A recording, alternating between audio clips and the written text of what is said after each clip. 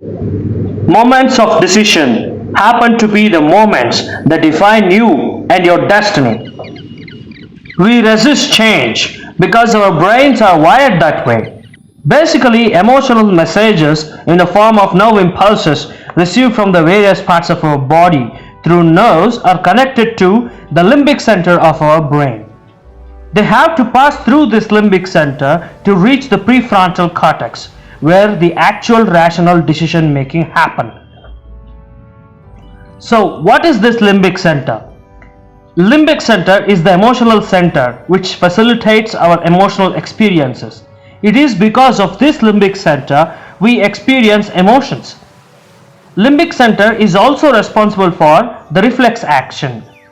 So what is actually this reflex action?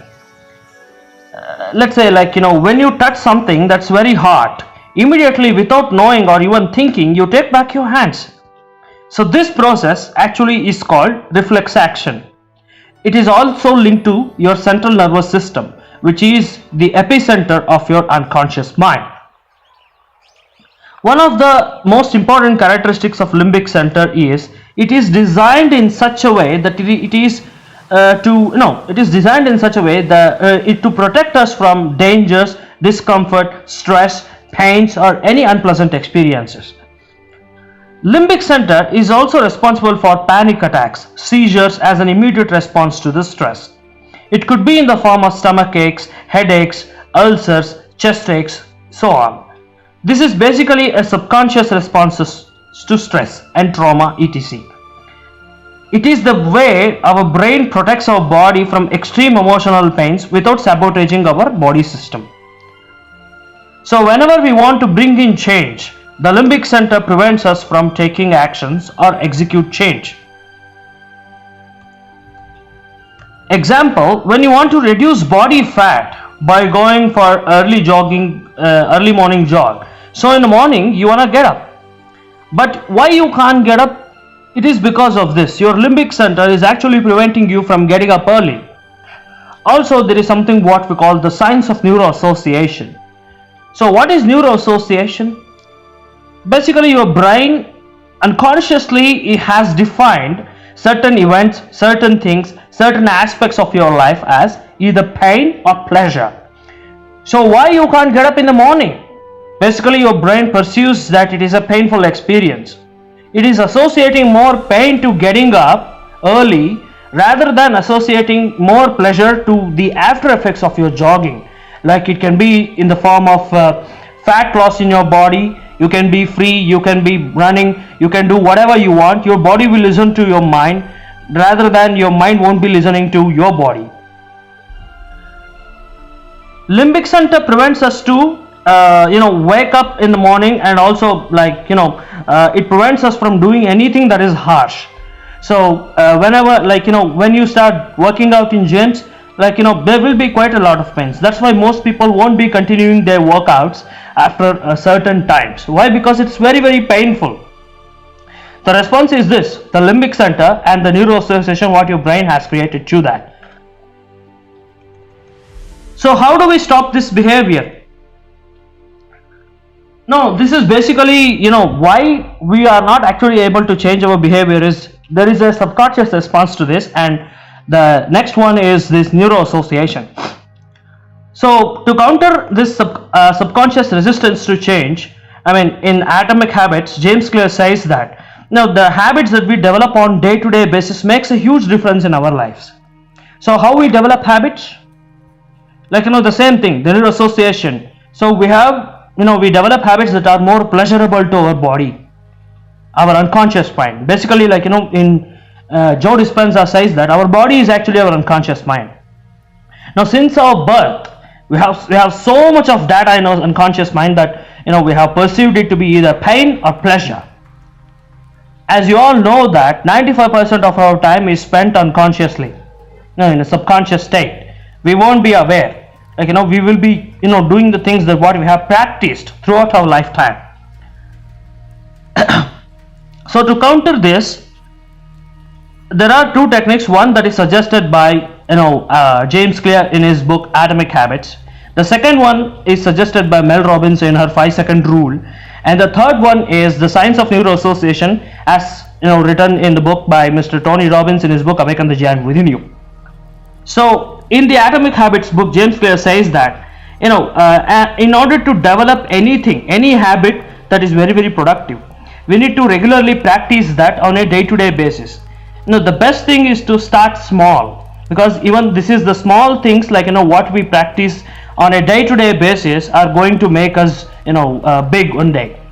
So this is actually an incredible source of power for us. Like we don't have to think about the big picture or our big vision or anything that we want to become or work out on it. We just need to start with small steps. I mean, it's actually the small steps that actually make us climb the mountains that we want to climb. So bad habits actually repeat themselves. I mean, bad habits, why they are called bad? Because they are basically damaging habits, which are destructive to our routine, to our personality, our mental health and physical health. So for example, like if you are drinking every day 2 liters of Coca-Cola, then why it is considered as a bad habit. Why it is called a bad habit? No, because it is like sugar increases your inflammation and it causes a lot of obesity to you. So to counter this, we have to give up on small, slowly we have to give up on make tiny changes in our behaviors, in the way to bring in discipline to our lives. So this is actually suggested by jamesclear.com. So Harvard-based psychologist Bruce H. Lipton says that our thoughts are like a computer program. We have been programmed since our birth. Like what I told, we have programmed that this is painful, this is pleasure. A part of it is like people have conditioned ourselves to believe that it's a painful or a pleasurable experience. So how to flex these tendencies, which we are going to come in depth, go in depth into it in the coming parts of this video. Coming to that, like basically we should understand that there are unconsciously there are programs that are running that are actually directing your behavior. For this, we need to break this loop. Basically, we are in a habit loop. These are the habits that what we have developed since our birth, since throughout our lifetime. Like it's all in the habits that what we have developed.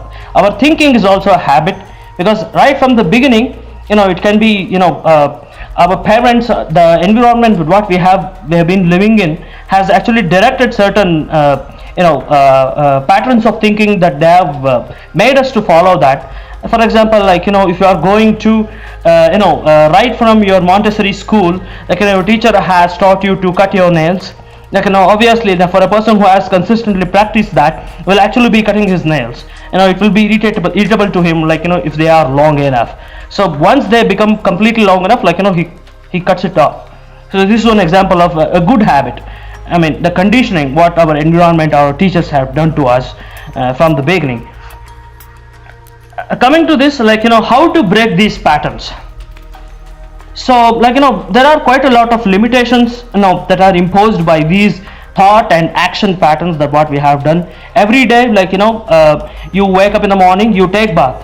You don't have to put extra effort to take bath. Obviously your hand will go wherever it has to clean and all those things. Even let's say for example, even brushing as well.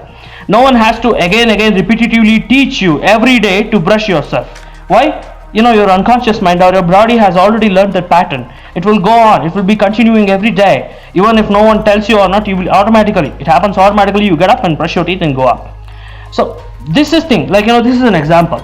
But in the course of time, we have developed quite a lot of bad habits. Like for example, like you are drinking 2 liters Coca-Cola every day. So this is a bad habit. Like Maybe you are addicted to drugs, or you are addicted to alcohol or cigarettes. So this is a bad habit. So how to give up on this loop? So Mel Robbins comes up with a solution to this called the 5-second rule.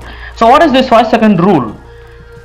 Basically, see one thing, the 5-second rule is a very beautiful rule. Like she says that anything, like that intuitively that you have to give up on your cigarette smoking, that which you have been practiced for quite a lot number of years. So that you have to give up on it, but your mind won't be letting it. Okay, immediately as the time comes, you go, you lit a cigar and start smoking it. So how to counter this? The solution is that she says that whenever that impulse pops up in your mind that I have to smoke, she says that count 5 backwards, 5, 4, 3, 2, 1, and move away from that spot itself. Immediately move away from that spot, do something, engage yourself busily so that you can give up on that habit. So this is basically a counter-intuitive thing. However, there is an intuitive approach that we can tackle this problem. So that one is the science of neuroassociation. The science of neuroassociation says that, as previously told by me, that there are you have tagged each and every activity, thing, or aspect of your life or either as pain or pleasure. So you won't be actually able to give up on pleasurable things, or naturally you will be avoiding the painful things. Let's say, for example, you don't want to give up on your newly purchased car. Okay, so that's why we see many persons who don't have who lost their capacity to pay the EMIs also, they aren't actually willing to sell off the car. Now that's what we call as willing to pay thing. First of all, that's an article. It's a little bit of deviation to this topic, but still we are telling we have quite a lot of attachment to our habits, that we have to give up on that. Even if we can't pay the EMIs for our car, then immediately we have to sell it off. So why we are not selling it off? That's the thing. Selling it off, that's the thing. So yeah. So coming to this, the science of neuroassociation says that as we have conditioned each and everything in the basis of pain and pleasure, we have to recondition them.